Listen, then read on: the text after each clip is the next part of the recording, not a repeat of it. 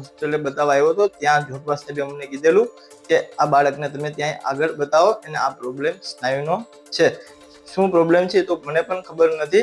તો અમે આગળ બીજા મગજના ડોક્ટરને નિશાંતભાઈ રાઠોડને બતાવેલું હતું. તે અમને કીધેલું કે ભાઈ તમે આના માટે કોઈ પણ તમે રિપોર્ટ કરાવો. એના માટે શું આવે છે એમને ખબર નથી. હવે અમારી પાસે એટલી માહિતી નથી. એમને ડોક્ટરે કીધેલું કે આના માટે તમને તમારા બાળકને બચાવવું હોય તો એના માટે તમને 16 કરોડનું ઇન્જેક્શન લેવું પડશે. અમારી કોઈ શક્ય નથી, અમારી કોઈ કેપેસિટી નથી. હું નાનો સામાન્ય ધંધો કરું છું, એવું બધી કોઈ મારો પગાર નથી ને એવી કોઈ મારી સેલેરી નથી આવતી. હું મારા બાળકને બચાવું તો તમને બધીને એવી અપીલ કરવા માંગુ છું. આજે મારી ત્યાં થયું, કાલ બીજા કોઈ પણ ત્યાં થશે. આ કારણે તમે મને થોડીક મદદ કરો. તમારી મદદ થશે તો એની મદદથી બીજાલ છે, બીજા કોઈ શેર થશે એના કારણથી મને 5 રૂપિયા હશે તો હું મારા બાળકને બચાવી શકી.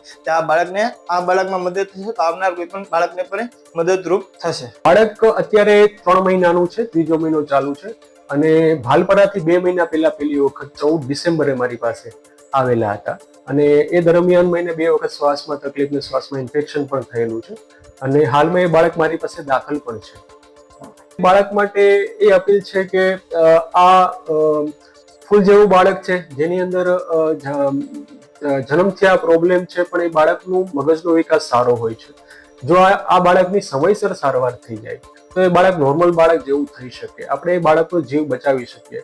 પણ પ્રશ્ન છે એના એક્સપેન્સીસનો. તો બધા થોડું એમને સપોર્ટ કરી દઈએ અને જો જેમ પણ કરીને આપણે એને ફાઇનાન્શિયલ સપોર્ટ થઈ શકે ને આપણે જેનેટિક થેરાપી અવેલેબલ થઈ શકે આ બાળક માટે, તો એના જેવું કાંઈ નહીં. બીમાર છે ને બહુ રોતો હતો એટલે મેં એમ કીધું કે એમને હોસ્પિટલ બતાવીએ. તો જોટવા સાહેબને બતાવ્યું. જોટવા સાહેબે કીધું કે આને આગળ બતાવો, આને કંઈક બીમારી છે. તો અમે ડૉક્ટર નિશાંતભાઈ રાઠોડને બતાવ્યું. એને કીધું કે આને બીમારી છે, રિપોર્ટ કરાવો. રિપોર્ટ કરાવ્યા પછી રિપોર્ટ પોઝિટિવ આવ્યા.